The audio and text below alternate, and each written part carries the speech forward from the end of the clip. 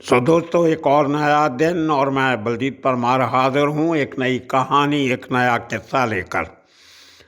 आज आपको बताएंगे कि कैसे जब अरुण गवली गैंग की तरफ से, दगड़ी गैंग की तरफ से, दाऊद के खास सहयोगी जो उसका दोस्त ही नहीं फैमिली मेंबर भी था, रज्जी, 4-5 भाई थे। उनको ऊपर हमने एपिसोड भी बनाए। एक भाई उनका आज शायद जिंदा है, बाकी अल्लाह को प्यारे हो चुके हैं किसी न किसी कारण से। खैर, वो अंडरवर्ल्ड में चलता रहता। वैसे भी जीना मरना ऊपर वाले के हाथ में होता है, कौन किसी को मारता है, कौन बचाता। तो रज्जी को मारने की जब प्लानिंग चल रही थी तो बहुत से प्रिकॉशंस लिए जा रहे थे, क्योंकि रज्जी कोई छोटा मोटा आम आदमी नहीं था, दाऊद का राइट हैंड मैन था। और वो भी तब जब दाऊद अंडरवर्ल्ड की दुनिया में बहुत बड़ा सरगना बन चुका था और दुबई से अपना साम्राज्य चला रहा था। और छोटा राजन जैसे लोग भी उसके साथ थे। पूरी क्रिमिनल्स की फौज थी, बहुत तकड़ा अमला फैला था, हथियार थे, सब था।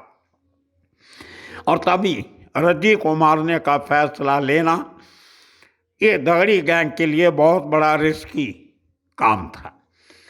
और अब देखिए कि जो अंडरवर्ल्ड के लोग होते हैं, जिनको हम शूटर कहते हैं, कई बार ये भी कह देते हैं कि ज़्यादा पढ़े लिखे लोग नहीं होते, इतने ज़्यादा अक्लमंद नहीं होते, लोगों के बहला बहकावे में आके अपने लीडर्स के पीछे लग के अपनी जान गंवा देते हैं। लेकिन नहीं, ये केस ऐसा था रज्जी के मारने का जिसमें शूटर्स ने काफ़ी मेहनत करके अपने आप को भी बचाया और दूसरे को मारा भी। लेकिन इसमें एक बहुत इंटरेस्टिंग बात है कि जो हथियार, वो बड़ा हथियार लेके गए थे रज्जी को मारने के लिए, उसी हथियार से रज्जी तो नहीं मरा, 3 और लोग जो बेचारे शरीफ आदमी थे, जिनका अंडरवर्ल्ड से कोई लेना देना नहीं था। एक बुलडोजर का ड्राइवर था, रोड रोलर का 2 पासर्स बाई थे, उनकी डेथ हो जाती है। दूसरे 2 शायद इंजर्ड हुए थे, मुझे याद नहीं बराबर अभी, लेकिन हमारे सहयोगी ने बताया कि टोटल 3 लोग और मारे गए थे। जो हथियार रज्जी का मुकाबला करने के लिए ले जाया गया था वो किसी काम नहीं आया। दूसरे हथियारों से ही जो ओरिजिनली लेके गए थे वही हथियार काम आए रज्जी को मारने के लिए। और दूसरी बात मैं बता दूं कि हमने पहले एक एपिसोड बनाया था जिसका नंबर था 182, 182।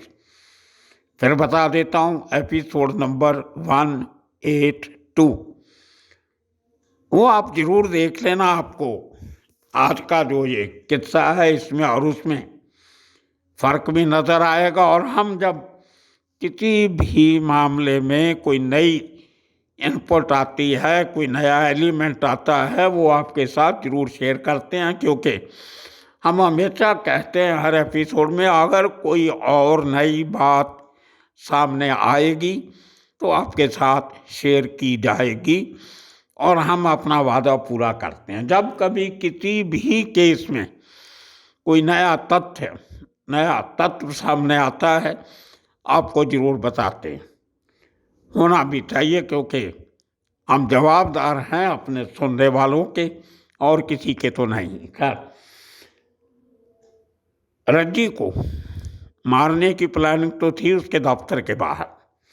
ये बात सब आप हमारे सहयोगी से सुनोगे, मैं तो खाली छोटी सी भूमिका दे रहा हूँ। लेकिन उसकी तैयारी देख के ये 4 शूटर जो गए थे, उन्होंने सोचा कि यहाँ पे हमला करना रिस्की, तो वो एक बड़ा हथियार मांगते हैं। एक आदमी को चारों में से दगड़ी चाल भेजा जाता है, वो एक AK-47 लेके आता है। अब देखिए कि 4 शूटर जिनको रज्जी को मारने को भेजा गया था, जब उनको लगा कि खतरा हो सकता है, इनके पास भी बड़े हथियार हैं, तो AK-47 मंगवाई जाती है। इसको कहते हैं प्रेजेंस ऑफ माइंड। तो इस बात का मैं जिक्र करना चाहता था कि इन शूटर्स को कभी भी हल्के में मत लो, ये बहुत दूर की सोचते हैं।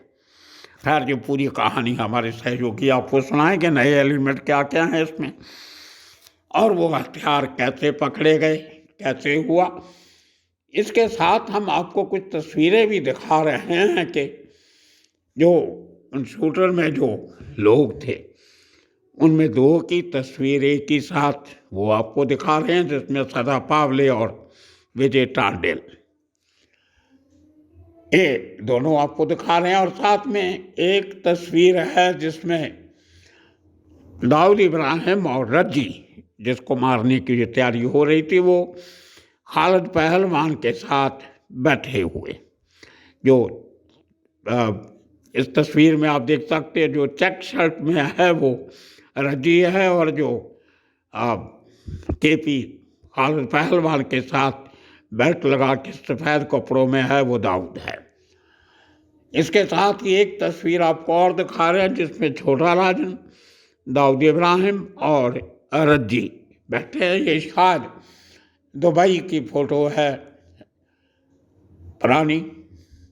और साथ में आपको वो तस्वीर दिखाते हैं कि रज्जी के मर्डर के बाद जब क्राइम ब्रांच ने और एंटी टेररिस्ट स्क्वाड ने, जिसके मुखी थे ए खान, जो एनकाउंटर एट लोखंडवाला के भी मुखी थे, और डीसीपी अरुण पटनायक थे बेल्ड्रा के, जिनके हल्के में जुरिस्डिक्शन में रज्जी का कत्ल हुआ था, बेल्ड्रा के टेलीफोन एक्सचेंज के पास। माहिम और बेल्ड्रा की बाउंड्री के साथ सटा हुआ ये टेलीफोन एक्सचेंज है। तो वहाँ से जब रेड मारी गई इस घटना के 1 महीने के बाद, तो वहाँ से जो हथियार मिले उनमें एक वही AK-47 राइफल थी जो रज्जी को मारने में इस्तेमाल की गई थी। तो एक तस्वीर में ए खान हथियारों के उस जखीरे के साथ है जिसमें बहुत सारी गोलियां और कुछ हैंड ग्रेनेड मिले थे। और साथ में वो एक और दूसरी पिक्चर है जिसमें तानिया कोली फिर अपने साथियों के साथ और कुछ लोगों के साथ खड़ा दिखाई दे रहा है। तो ये तस्वीरें आपके साथ शेयर कर रहे हैं हम लोग इस स्टोरी के साथ, आज के किस्से के साथ जिन लोगों का तल्लुक है, ये सब उनकी तस्वीरें। तो दोस्तों, आप सुनिए एक बार जो हमारा पुराना एपिसोड 182 में जो कुछ कमियां रह गई थी, वो कमियां आज हमारे सहयोगी संदेश ने, जो उनके सूत्रों ने उनको बताया मुंबई में, उसको लेके पूरी कहानी वो सुना रहे हैं। वो एक बार आप सुन लीजिए। रज्जी थे, हमने पहले 2-3 एपिसोड बनाए थे, या एक बनाया था मुझे याद है। तो उसमें कुछ और नई इन्फॉर्मेशन पता चला कि आपके पास आई है कुछ? जी, हमारे सोर्स से नई इन्फॉर्मेशन आई है। हाँ जी। हाँ, दरअसल बात यह है कि दाऊद और गवली की जो लड़ाई चल रही थी ना, हाँ जी। उसमें गवली की कोशिश ये थी कि दाऊद के किसी बड़े से बड़े आदमी को मारा जाए। ओके। तो वो 1990 और 1991 के दरमियान सबसे पहले ये गवली गैंग के लोग, जो माधव भाई ठक्कर था ना, हाँ हाँ। उसको मारने की कोशिश कर रहे थे, क्योंकि 87 के एंड में पठान गैंग से अलग होने के बाद माधव भाई ठक्कर दाऊद के टच में आ गया था। हाँ हाँ। तो गवली गैंग ने बहुत दिनों तक कोशिश की माधव भाई ठक्कर को मारने की और उसको ढूंढने की, लेकिन वो उनको मिला नहीं। वो घाटकोपर मुलुंड साइड में जाके शिफ्ट हो गया था। हाँ। तो इसलिए बाद में उन्होंने सोचा कि रज्जी को निशाना बनाते हैं। ओके। तो रज्जी का ऑफिस था मोहम्मद अली रोड पे। हाँ हाँ।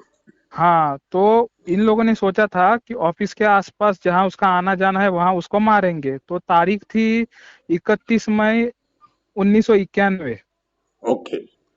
तो 31 मई 1991 को ये अरुण गवली गैंग के सदा पावले, विजय तांडेल, उसके बाद संतोष आडिवरेकर और नामदेव पाटिल, ये 4 लोग थे ना, हाँ।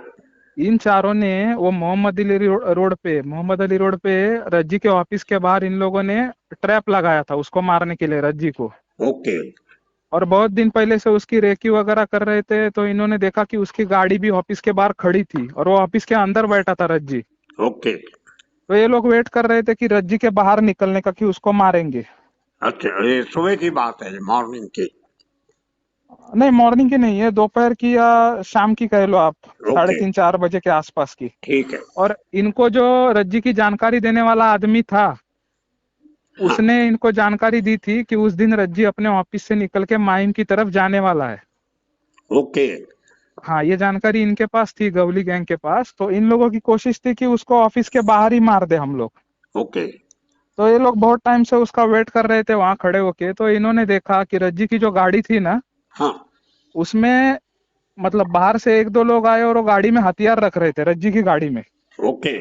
अब ये अंडरवर्ल्ड के लोग थे, तो वो पहचान जाते थे कि किसके पास हथियार है, क्या है। हाँ। तो इन लोगों ने, रज्जी तभी ऑफिस में बैठा था, बाहर निकला नहीं था। तो इन लोगों ने क्या किया, अपना एक आदमी दगड़ी चाल भेजा ओके। और वहां से AK-47 मंगवाई। ओके। क्योंकि इनको ये लगता था कि रज्जी के पास हथियार आ चुके हैं, उसके आदमी हथियार लेके गाड़ी में रख रहे हैं, अगर हमने फायर ओपन किया तो सामने से भी फायरिंग हो सकती है। ओके। तो इन्होंने सोचा कि कोई बड़ा हथियार यूज करते हैं, तो एक आदमी दगड़ी चाल बेच के इन्होंने AK-47 मंगवा ली। हाँ, तभी तो मोबाइल फोन आ गए थे तो कम्युनिकेशन आसान हो गया था। नहीं नहीं, ये 91 की बात है सर। Okay, okay. हाँ, हाँ, ठीक है। मतलब इनके इनके साथ वहां पे जो एक आदमी था ना, गया हुआ था, हाँ। उसी को दौड़ा के दगड़ी चाल भेज दिया कि तुम AK-47 लेके आओ। Okay, okay. दरअसल ये बात थी। तो वो आदमी AK-47 लेके आया, लेकिन रज्जी तब तक गाड़ी में बैठ चुका था। ओके। हाँ, AK-47 आते आते तो इन लोगों ने क्या किया, फिर अपनी गाड़ी से उसकी गाड़ी का पीछा करना चालू कर दिया। हाँ। और ये लोग क्या है, माहिम की तरफ वो रज्जी निकला तो ये लोग मौका खोज रहे थे उसको मारने के लिए, लेकिन ट्रैफिक की वजह से इनको मुमकिन नहीं हो रहा था हाँ। रज्जी को मारना। रज्जी था गाड़ी में और रज्जी का ड्राइवर था। हाँ।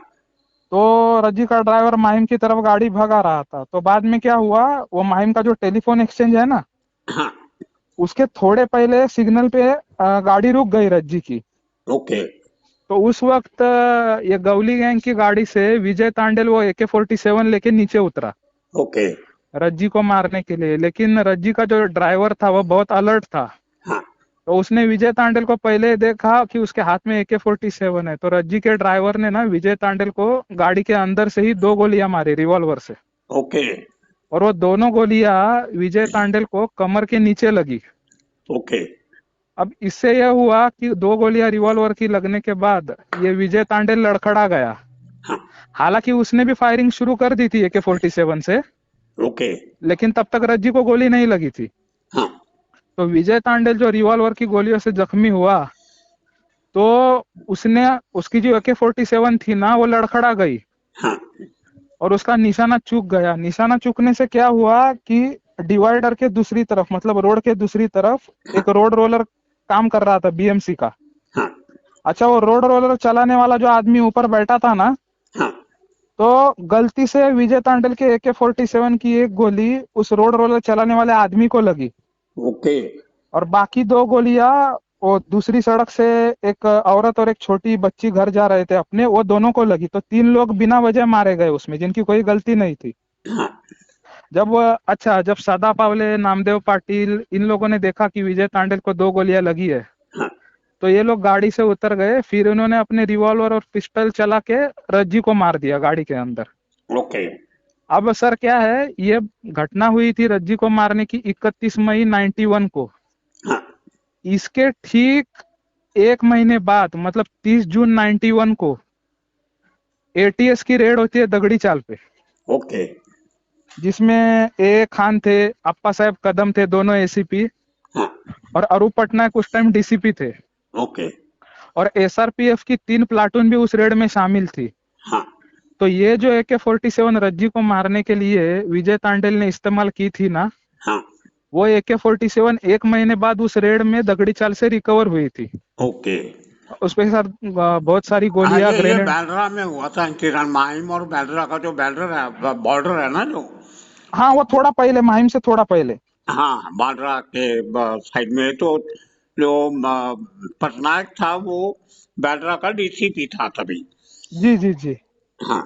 तो फिर एक महीने बाद जो दगड़ी चाल में रेड हुई ना, उस वक्त उस रेड में वो AK-47 पुलिस को मिल गई, जो विजय तांडेल ने रज्जी को मारने के लिए इस्तेमाल की थी। ओके। तो उस वक्त वो AK-47 का फोटो आया था न्यूज़पेपर में, फोटो भी है, मैंने आपको भेजा है। ठीक है। और दूसरी चीज, वो AK-47 के साथ बहुत सारी गोलियां, ग्रेनेड वगैरह मिले थे वो किचन प्लेटफॉर्म के नीचे जो सुरंग थी वहां से। हाँ और तान्या कोहली के साथ 4-5 लोग और भी अरेस्ट हुए थे उस रेड में। हाँ। तो ये रज्जी का किस्सा था। तभी वहां से बैंड्रा से फिर जो है एक टैक्सी में बैठकर ताडल को KEM लेके गए थे।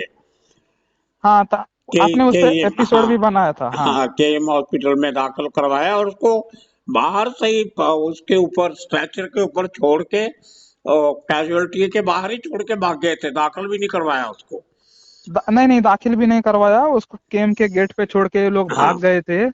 और उसने अपना गलत नाम बता के ट्रीटमेंट करवा लिया, अननोन पर्सन ऐसा हाँ, बता के। बिल्कुल पता नहीं जी मुझे गोली नाम भारती किसी ने, मैं गरीब आदमी ड्रामा किया और इलाज करवा रहा था। जी जी जी। तो ये ये किस्सा अच्छा। हुआ रज्जी का। तो दोस्तों सुना आपने, बहुत नई जानकारियां हमारे सहयोगी ने दी हैं और आइंदा भी जो हमने पहले कुछ एपिसोड किए या कुछ नए भी सामने आएंगे, उनमें जो कुछ भी नया सामने आएगा वो आपके साथ हम जरूर शेयर करते रहेंगे।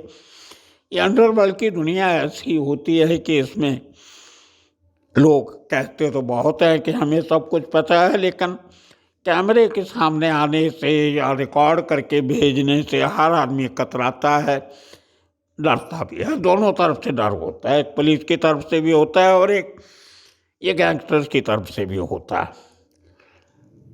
इस जो ये सीरीज हम चला रहे थे कांजुर की, सब उसके साथ जुड़ा हुआ है कहीं ना कहीं।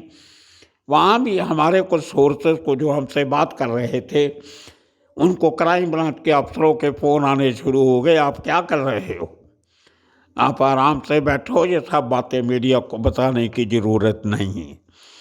सो दोस्तों ये एक डर होता है अंदर का, और जो आदमी सब अब कोई 60 साल का हो गया, कोई 70 साल का हो गया, उनको भी लगता है कि अब समय है आराम से बैठो। पुरानी ज़िंदगी लोगों को याद आएगी तो फिर पंगे पड़ सकते हैं, कोई दिक्कत आ सकती है। और 70 साल की उम्र में कोई भी नहीं चाहता कि पुलिस के साथ उसका वास्ता पड़े, सारा आदमी शांति से जीना चाहता है। कल फिर भी कुछ लोग हैं जो हमारी कहीं कमी पेशी रह जाती है उसको दूर करते हैं, हम उनका स्वागत करते हैं। आज भी कमेंट्स में कुछ लोगों ने नई बातें भेजी हैं, वो भी आने वाले दिनों में आपके साथ शेयर करेंगे। तब तक के लिए आप सबका बहुत बहुत शुक्रिया, धन्यवाद।